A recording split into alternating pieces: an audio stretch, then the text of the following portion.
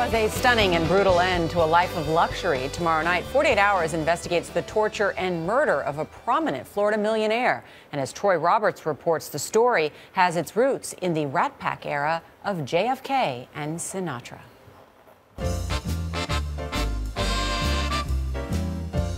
Back in the swinging 60s, the Fontainebleau Hotel was the place to be in Miami Beach. It was absolutely magnificent.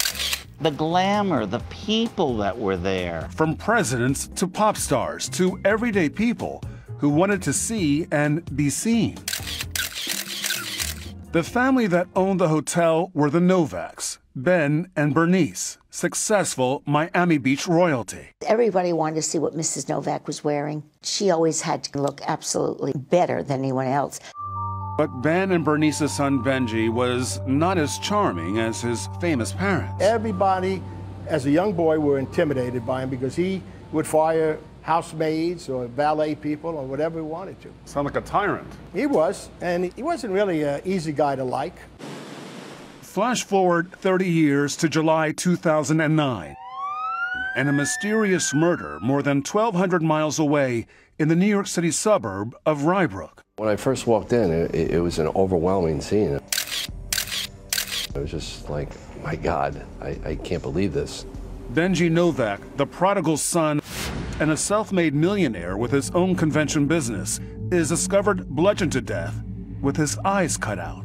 It was just brutal, and it was almost overkill. They had these weights, and they just started hitting the victim. Who would go to such lengths to inflict such serious injury? Somebody with a really cold heart, I can tell you that. Benji Novak lived a lavish lifestyle with a waterfront mansion and one of the world's largest collections of Batman memorabilia, including a Batmobile replica from the 1960s TV show. To put it bluntly, he was a brat. He wanted people to fear him. And that meant he had no shortage of enemies. The murder happened as Benji Novak was hosting an Amway convention. You had a hotel full of possible suspects. Right. And we didn't know which way to go. Is this a robbery? Is it domestic gone wrong? Is he a target? Benji was there with his wife of more than 20 years, Narcy. The two had a complicated and mercurial relationship. I don't think anybody but Narcy and Ben truly know what really went on in their lives. As detectives learned more about their victim and his famous family, the case became more complex and tangled. There was a lot of cast of characters. We found hitmen. We found girlfriends. Really has it all. It has sex, murder, and money. Troy Roberts is here. All right, so with all the suspects, how did they narrow it down?